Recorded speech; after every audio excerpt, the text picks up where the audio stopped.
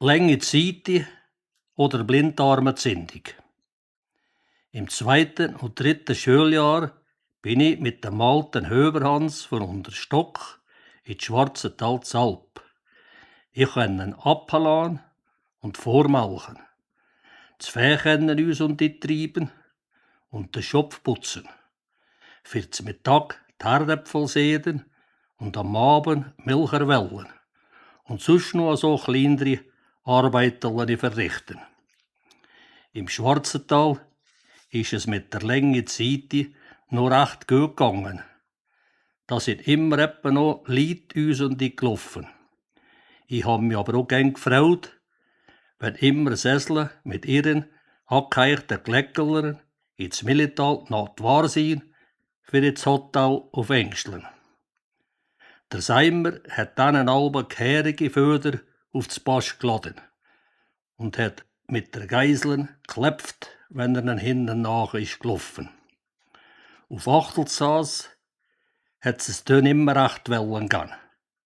Ich habe alle Abend lange Zeit gehabt und in der Heunästern heimlich brellet. In Hackes im Millental ist dieses Tags ein Rinderli erkrankt. Und Menk hat müssen Doktorrüstung bringen. Die Gelegenheit habe ich dort ausgenutzt.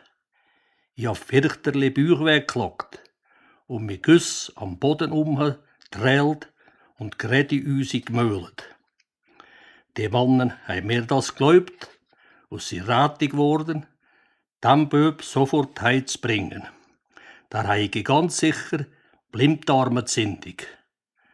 Menk hat mich auf Achseln der Zelpelte ab ins Schwarzental getragen, von dort auf die Vorderstangen aufs Velo geladen und gegen Heim gefahren. Im Mordwald hat es angefangen innachten und hat kehrig geregnet. Auf das Mal sind wir in einen Steinhaufen gefahren und das hat uns fürchterlich überrührt. Das Velo war zu Hudeln und zu Fetzen gewesen.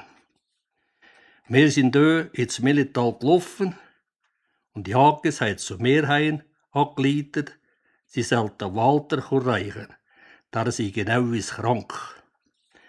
Tretti ist mir dort mit dem Ross und Wägelli reichen und hat geglaubt, der Böb müsse ins Krankenhaus auf Meiringen.